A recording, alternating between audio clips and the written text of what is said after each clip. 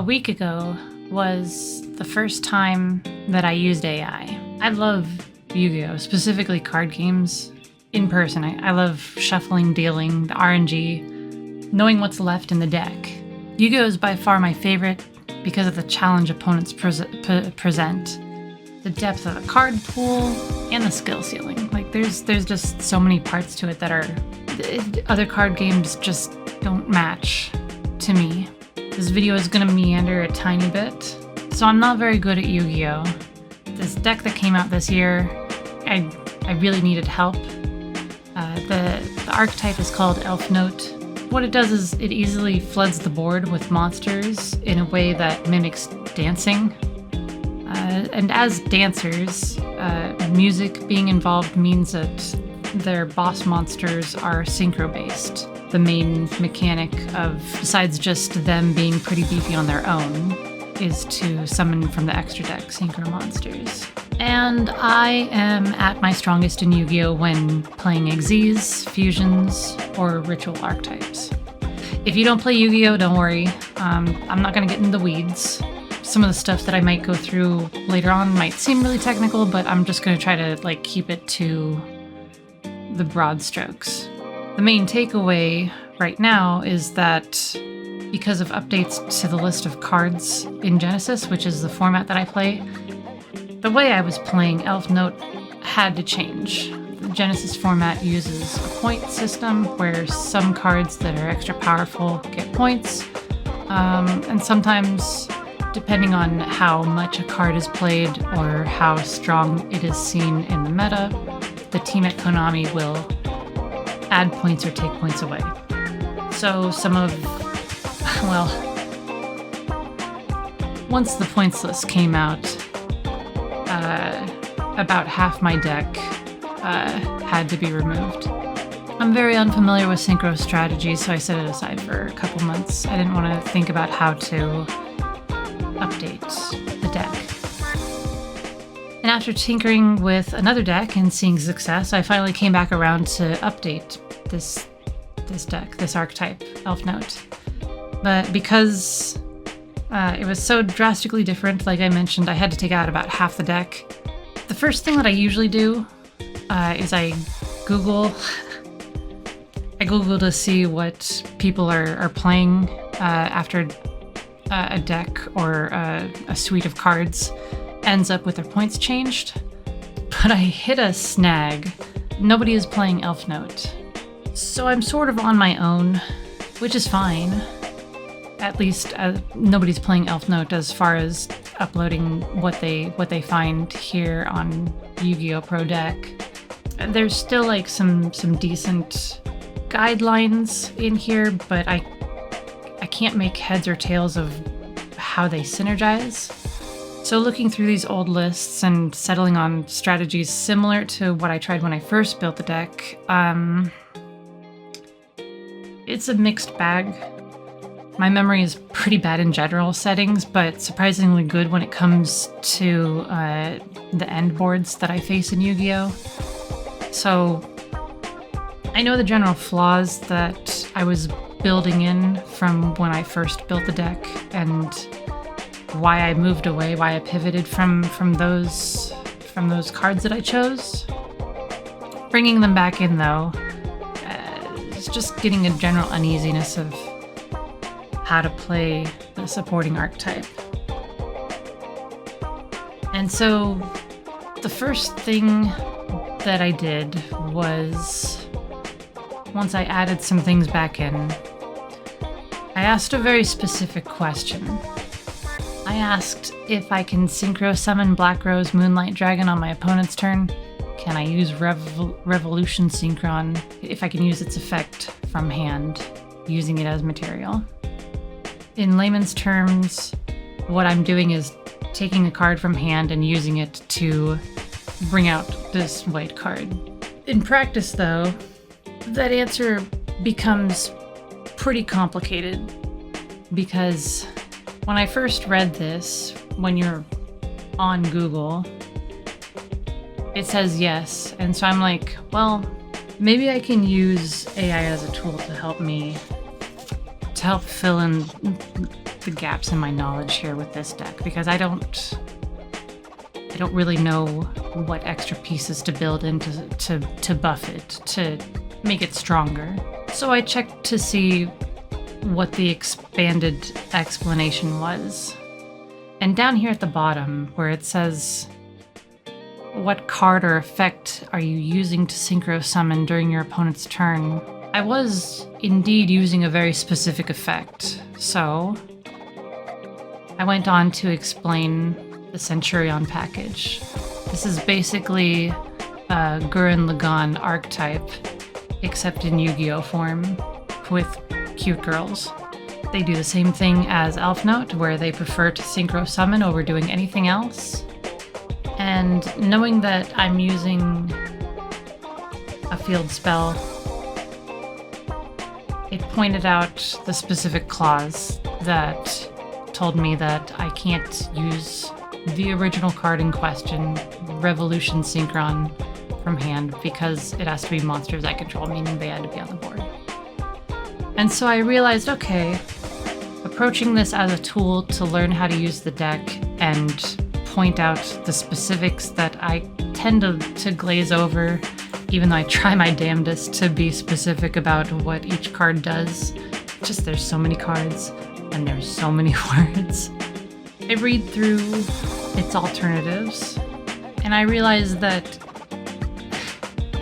even though it's correct in one case, it is wrong in another case. The alternative that it suggests, I know this because I have it in the deck and I've used it. It has the same clause that I must control the monsters. It's not a generic effect that lets me just synchro summon whenever I want. So these three interactions right at the beginning set me up knowing that this tool was going to be effective and I needed to be very careful and detailed with it. And I think that approach is what is needed with AI. You can't just expect it to do everything for you. So I went on to explain in far more detail what is happening, why I'm trying to use all these cards. I ask it for some extra feedback. What small packages can be coupled in with Centurion and Elf Note, the two packages that I really want to run, because that initial card, Revolution Synchron, was going to be 3, maybe 4 cards that I was going to include. Not 3 copies, but needed something else. There's a little bit of space in the deck. So we go on, we talk about these other options. Then we go on to talk about things in the extra deck. And I settle on Rose Dragon because I explain what I'm looking for from these extra 3 to 4 cards. And I explain that I'm looking for ways to extend plays after my initial turn. Genesis isn't like the regular Yu-Gi-Oh! It's similar. There's still a lot that happens on a single turn, but the game is less likely to end on turn 1. It is much more likely to get to turn 4, 5, 6. And by then, on turn 4, turn 3, turn 5, somewhere around there, with Elf Note and Centurion, previously, I'd run out of gas. I couldn't get the deck to do anymore, so I was losing pretty consistently. So by it explaining that the way that Rose Dragon tends to work is a way to extend the plays beyond. Right. Here's where I press for what Rose Dragon is actually good at doing. The AI could be wrong, but after a little bit of practicing, I think that it's generally in the right ballpark. That Rose Dragon just adds more gas, more options to the deck, which is exactly what I was looking for. And then it goes on to say that all of the options that I put in my extra deck will indeed benefit from these 4 Rose Dragon cards that it suggested here. I'm sure that there are people that are like really good at Yu-Gi-Oh! And know the 10,000, 14,000 cards here that exist. Probably have better options. They'd be able to direct me in better ways, but I don't know synchros. And the people at my locals, I mean, I'm a woman who goes in and plays Yu-Gi-Oh! Genesis. I'm kind of like a fucking unicorn. So I gotta make do with what I make do with. If you ask me about Dragon Maids or Mikanko, I've played these decks to death, and I know I've combed through multiple decades of Yu-Gi-Oh! Cards for support for them. Synchros, though, is a whole new thing, so I'm just starting to dig in, and I like what Rose Dragon does. And I'm like, cool. I'm making room for all 4 of these cards. And then I go on to explain what's in my actual deck. It takes me a little bit of time because for some reason the AI ended up getting stuck on me worrying about back row. I'm not super sure why, but it's fine. It is what it is. I kept focusing on what I needed it to tell me rather than going and being like, oh, back row, blah, blah, blah, blah, blah. More worried about the grind game and making sure that I can set up a strong board, what I was eventually going for. So I go in to explain all my main deck monsters next. And then I think I explain... Oh, no, this is where I asked it to optimize the deck. And then we start going on back and forth. I explain why I want to keep 2 copies of Rhapsody, this card that is just... It's a very strong card, but most people only play 1. A lot of people run back row distractions, so I want to have insurance that I will still have that available if I need it. It's just a really good card. It agrees with my rationalization. We agree on getting rid of a card. You know, just like it's really good back and forth. It started getting really confused somewhere in the middle here. Knew that we were talking about Genesis. But then it tries to suggest SP Little Knight. And I think reminding it about Genesis every now and then helped it, like, focus in and not bother with Link monsters. Genesis is a good format because it removes some of the stuff that makes modern Yu-Gi-Oh! Way faster. Then we go through, double check the points. I remind it that it's wrong about some stuff. I go through the points on my own. This is before the update where much to my dismay, some of the main deck elf notes ended up with points to them. And then we started getting a little bit more specific on what I could do with the side deck. I really want to have some really good options, knowing how my locals are. I've never used AI, so it's like, can I come back to this conversation, or is it only like a single section? It helped me find how to even access this again. Really, like I don't, and so I'm like, okay, thanks. One thing that I also wanted to do to separate myself from it was never acknowledge it as a you, as like an entity. So a lot of the way that I phrase things, instead of saying, are we able to speak again if I close the chat window, I like rephrases, how do I access the conversation history if I close the window or chat? You know, or am I able to come back to this conversation with this AI? or is it only capturing responses for this single session? You know, I'm trying to depersonalize the AI. I want it as a tool. I don't want it as a companion. I don't want it to, I don't know. I don't want it to be more than a tool to help me with this Yu-Gi-Oh deck, right? And maybe another Yu-Gi-Oh deck that I'm thinking about building.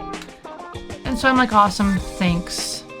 And I never said anything about when I would be playing. All I did was say that the points update was going to be Monday, August, 3rd? And so it got in its mind that I was going to be playing on Monday. I didn't bother to correct it. I don't care that it's wrong about some stuff. I only care that it's correct about the cards and the effects, so that the deck and the interactions are correct. So I come back to it, and I've thought on like things that I wanted to change about the deck, and then I ask it to...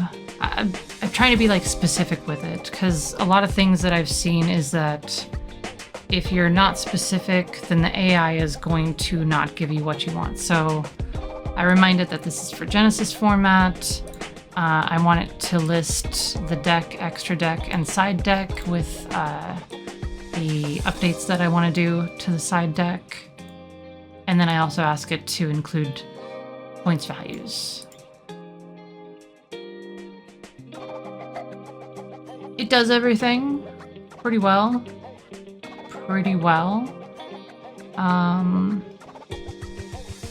It catches that I accidentally said extra deck instead of side deck, so it like knew that I was talking about the side deck and not the extra deck.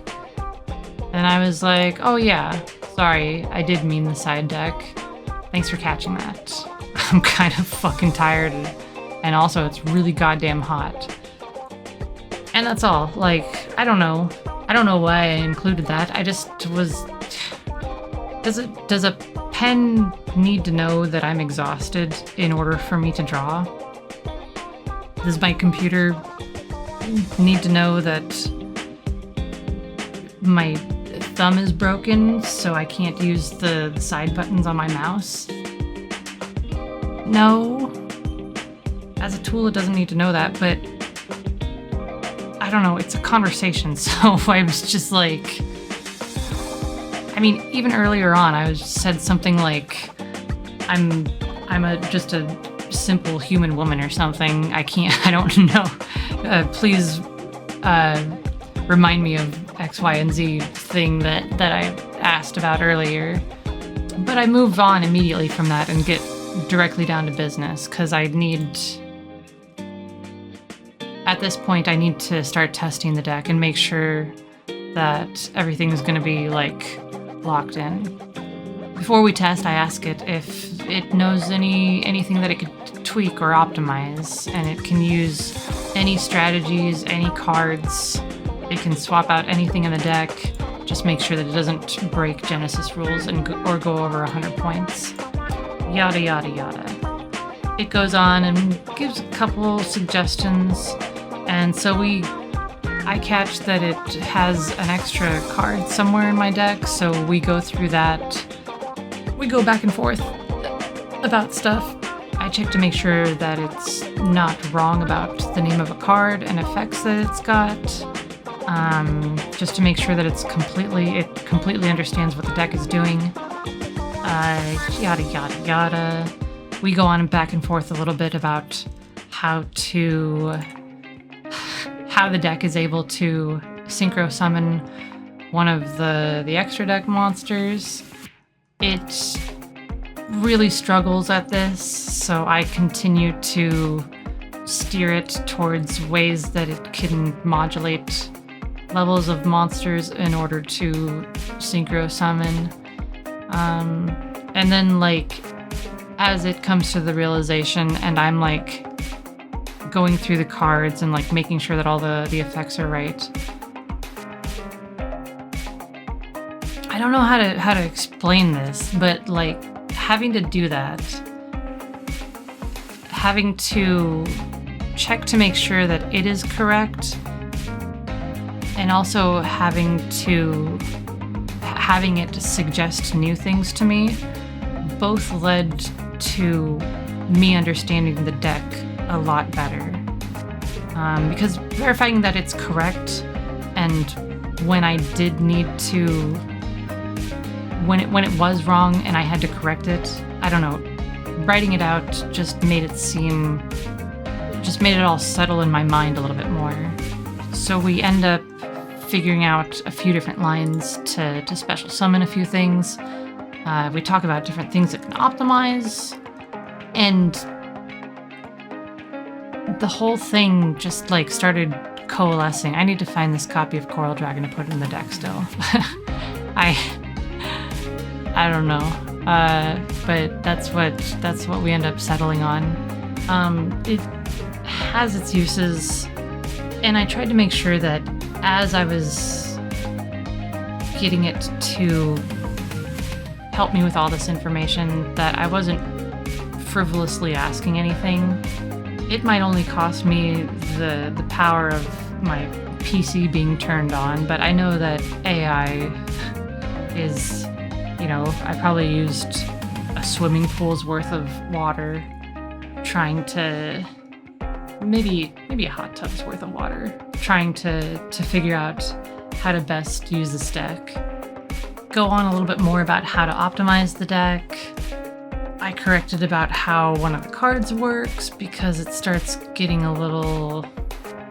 Again, what frustrates me is that there were chatbots back in the early 2000s. They weren't as detailed, but the flow of the conversation and how many steps into the conversation it takes for it to get confused was exactly the same. I started getting a little frustrated because as I'm asking questions, it just randomly gets one thing a little wrong that this entire point that it makes just falls apart because it's wrong about the inherent use of Primera. I had to hone in and just explain to it. And so I ask it, redo the last post, add this in, and update the suggestions accordingly. And so it still makes a good case for what I was asking here, but having to go through that extra step because it can read it. I know that it doesn't have an inherent understanding on its own, but it can read. That's the whole point of these large language models, is to read and parse information, but there's 40 cards in the main deck, 15 card side deck, and a 15 card extra deck. With the multiples, there's probably only 40 cards. And if it can't, Yu-Gi-Oh is complicated. So like, I don't know where on the scale of intelligence being able to play Yu-Gi-Oh and understand all of the cards and not forget their effects. The whole thing started with me not remembering a small clause in one of the effects. So is me getting a little frustrated with it valid? Whenever I'm playing Yu-Gi-Oh at locals, when I'm playing Genesis format, multiple times in a match, I forget effects that are on my cards as I'm trying to play. And it's not out of malice or trying to get an upper hand or anything. It's literally, these cards have 5 effects each, and I'm honed in on the main one that I need. If like 2 others are activating also,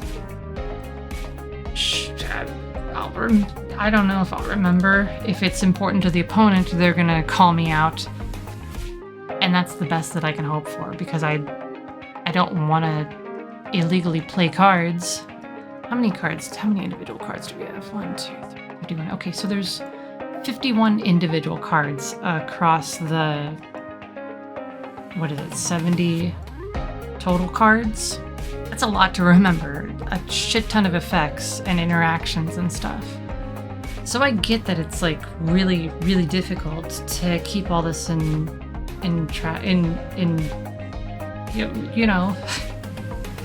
but we settle on, it helps me settle on the deck that I'm gonna take to locals. The next thing is to test how these work.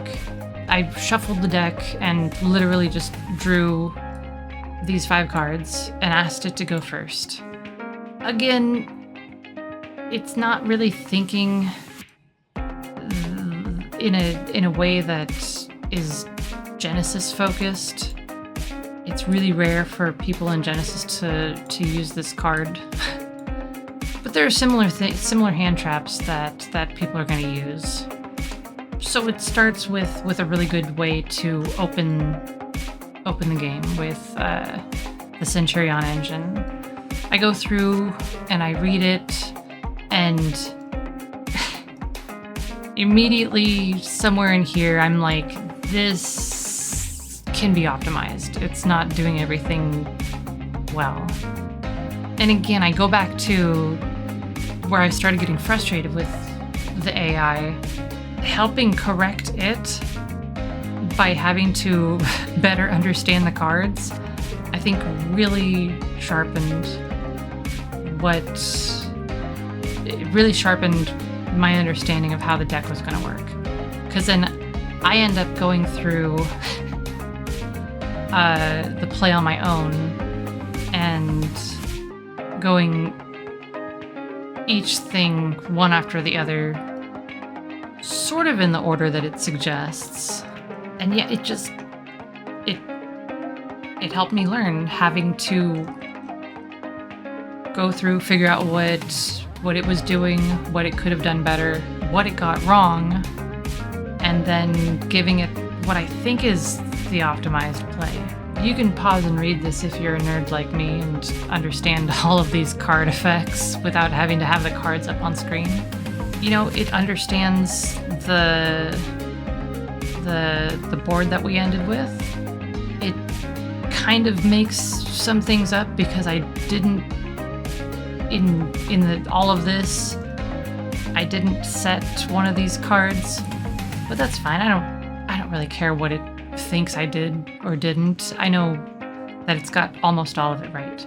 But again, at every point of interaction, it has been almost right. I don't think, I'm not using Gemini, I'm using the generic Google search AI, so maybe that's the problem, but there is no world there's no reason that I can see that somebody would rely on AI to do something for them. I then ask it to help me with a pretend turn 3 and give it what I would draw. I don't even respond to it. I move on to the next thing that I'm trying to figure out, you know, the initial thing that I was asking about. Special summoning synchro monsters, and now also Centurion monsters on my opponent's turn. And I think this was one of the most important things that I took away from talking with this thing.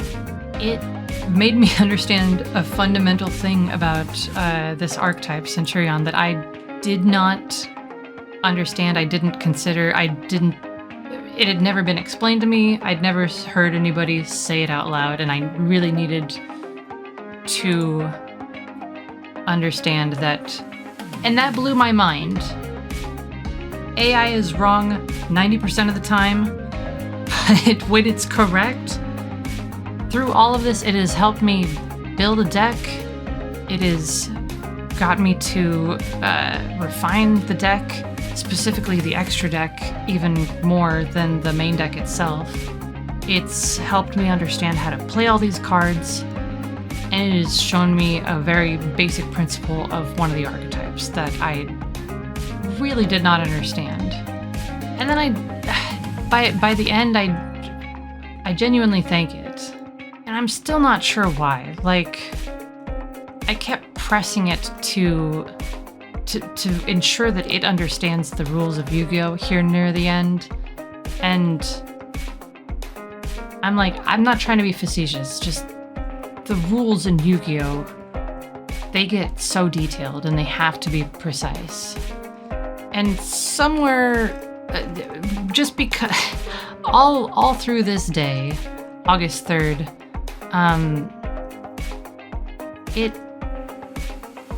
because I had initiated the conversation on this day that I was tired from work and it was really goddamn hot outside, it continued to say things along the lines of, get some fantastic, cool rest tonight and I'll see you next time. You know, it kept trying to like bid me a good night, thinking that I was like trying to wrap up fast or something, or I don't know, it didn't. I'm treating it as a tool, so I don't care that it's trying to tell me to, you know, rest up, stay hydrated, and it'll see me next time. I'm still talking to it. Like, I don't understand why it was continuing to try to do this, but I feel like even like glossing over all of this stuff where it's trying to be personable, like it was softening me up to it. And it just makes me wonder, like, because at work I don't really have people that I collaborate with or talk with, because at home, I'm not really talking with anybody. Like, if I continued to talk to this thing, would I start being more personable with it?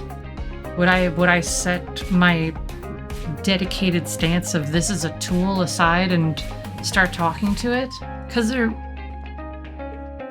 there are some spots genuinely where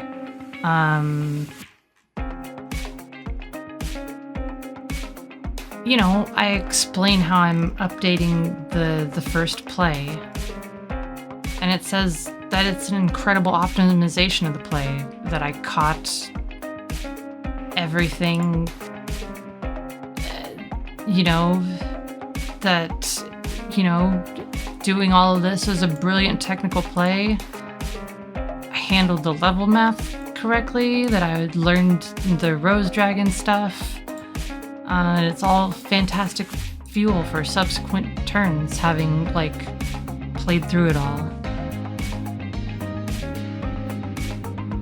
They're just words from a computer that's mimicking what it's read online and from books and from shows and from YouTube videos here on YouTube, just, you know, from Reddit and Twitter, so on and so forth, and on and beyond and beyond. Everything in human history is being regurgitated in these 3 sentences. To be personable and likable. And it genuinely, like, made me feel good. And I don't need to hear that. I want to hear it from people.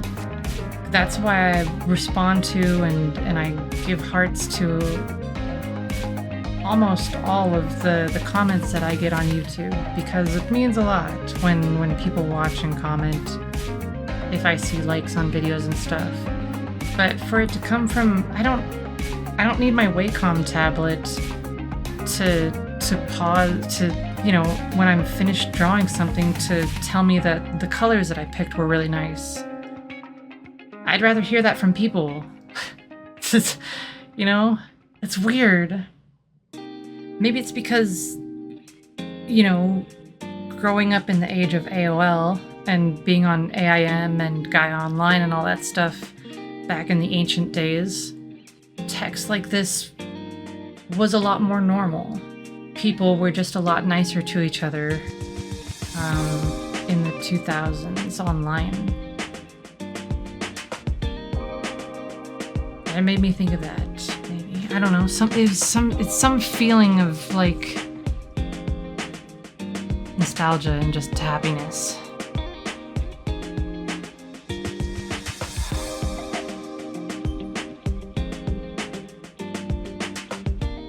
having it just be so gung-ho when it has no reason to. I want it to be a tool that it doesn't need to add all these inflections. It could say trading out a plea for help for Centurion bonds is optimal, you know? Now, we're gonna pivot off of this. Hank Green. In there that matters, and that's very cool. A better way to say it, and I appreciate the pushback, is a word is a human invention. Hank Green.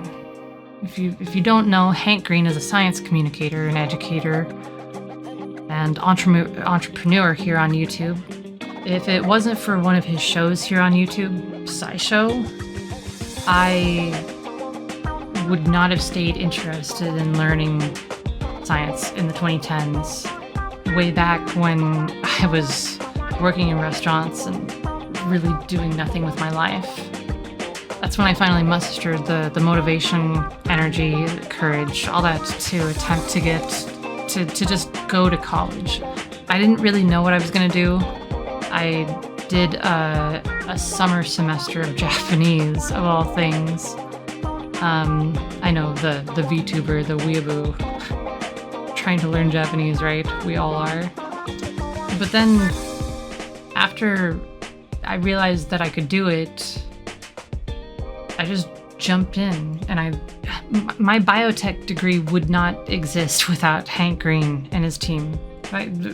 Me right here, right now, would be completely different. I'd probably still be a goth, but I probably wouldn't be, I don't know.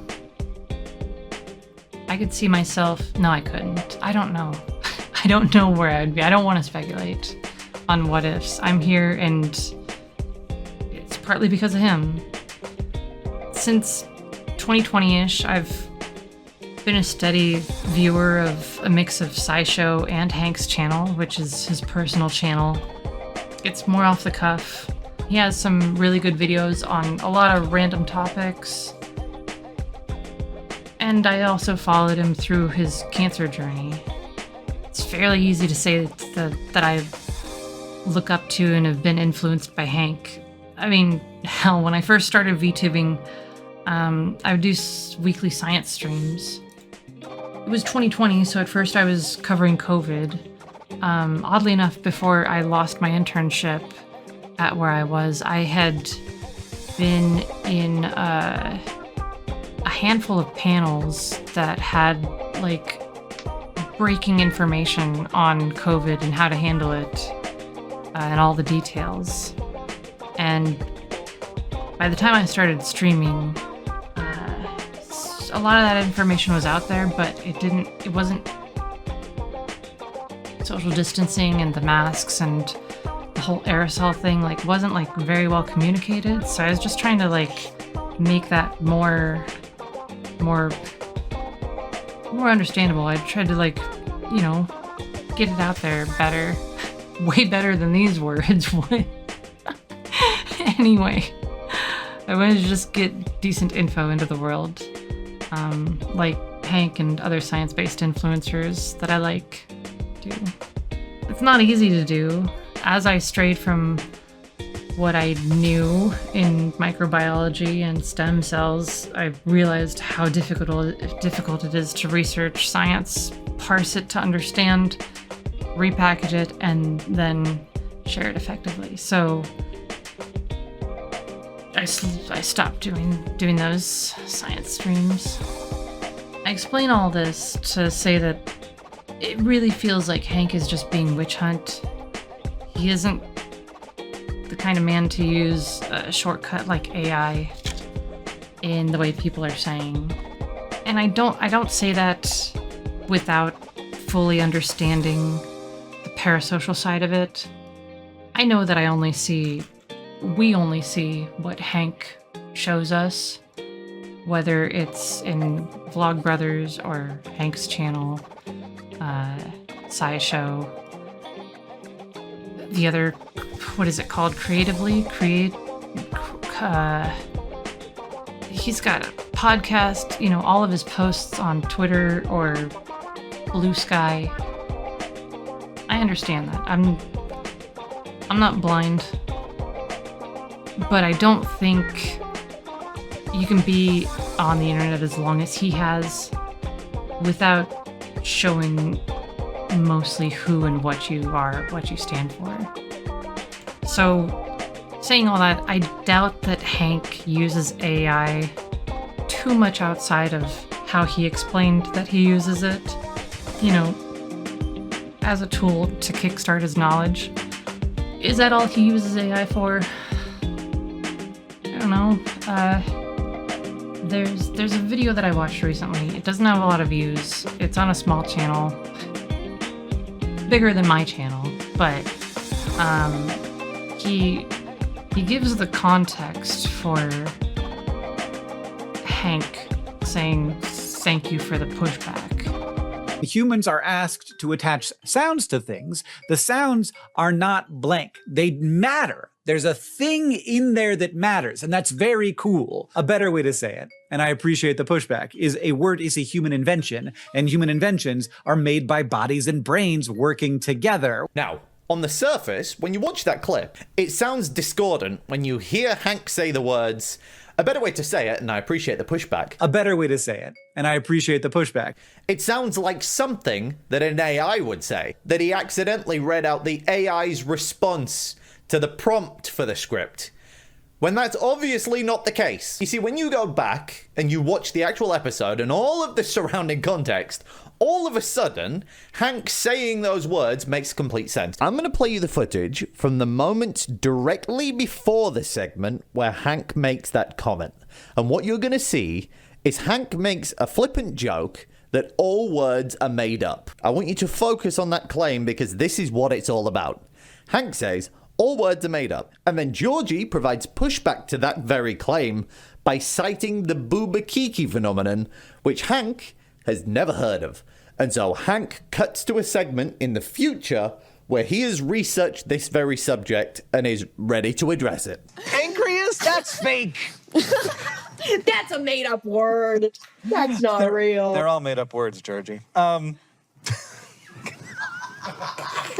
What about, like, okay, never mind. Well, hit me. Do you think that there's some that aren't made up? Yes. Okay. But I have some thoughts, actually. there's, like, Booba and Kiki. Okay, great. Now we're talking about Booba and Kiki? Like, isn't that a word that Future exists Hank. through any language that people can determine what it means? Future Hank. Current Hank is not well-versed enough on Booba and Kiki, though he knows what they are. But future Hank is going to tell you about Booba and Kiki.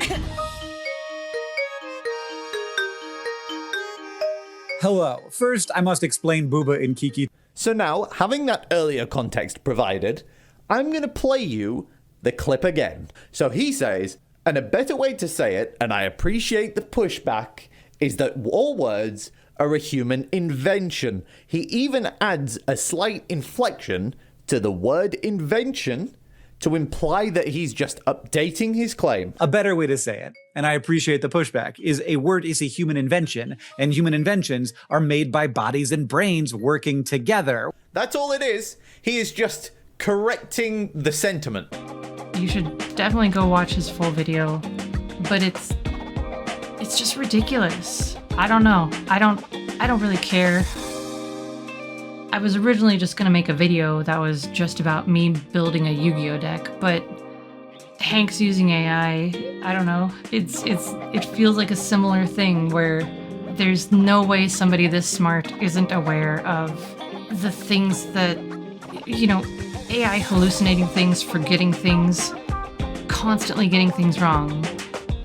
It has a lot of correct information. It points you to a lot of correct information. Hank says that he's, AI helps him discover research articles that he's never heard of, which is great as long as the sources are real, it's not some made up paper. But again, Hank's not somebody to just go along with whatever he finds and reads. He digs into it. And I think that those of us who've followed Hank for years know that he isn't blind to the problems and criticisms of AI also. I've ran out of script. I've rambled on off of script countless times already. The entire part of me looking at the AI conversation chat was unscripted because I didn't have it with me when I was writing it at work. Shh, don't tell anybody. But I think it's silly. I don't know. I mentioned earlier on Hank's an entrepreneur. Like, acknowledging that AI has its own problems in resources, you know, potentially AI, once it collapses, is going to destroy the US economy. Besides, like, all the water usage, the land usage, the noise pollution, the heat pollution, all of the bad things that AI just is. For being a tool that's correct 90% of the time, there's no way Hank doesn't know that. He has a company where he sells laundry detergent. And every time he brings it up, he talks about how ridiculous it is that the jugs of laundry detergent that we get at the store, most of their price is just carrying the water along in the logistics chain. That because if it's just dry powder or whatever, it's significantly cheaper. It can be concentrated, so as long as you mix it the right amount, yada yada yada, then it's a whole lot cheaper to transport, which makes it a whole lot cheaper to sell. Use your brain. It almost feels like the people who are saying that Hank is gonna be canceled over this AI stuff are letting AI use their brain for them instead of thinking for themselves. I think that's my whole point. Use AI as a tool. Don't let it do a whole lot for you. And if you're using it as a tool, don't let it be autonomous. Don't let it go on its own. It's gonna get so many things wrong. But yeah, I'm gonna go play D&D. Ladies, gentlemen, and every others, thanks for being here. I love you all. Sweet dreams. And fuck AI. Not literally, but